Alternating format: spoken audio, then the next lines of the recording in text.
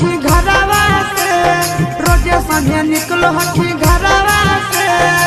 करही बात तोला भरवा से छोड़ी फसल हठी ड्राइवरवा से छोड़ी फसल हठी ड्राइवरवा से रोजे संगे निकलो हठी घरवा से रोजे संगे निकलो हठी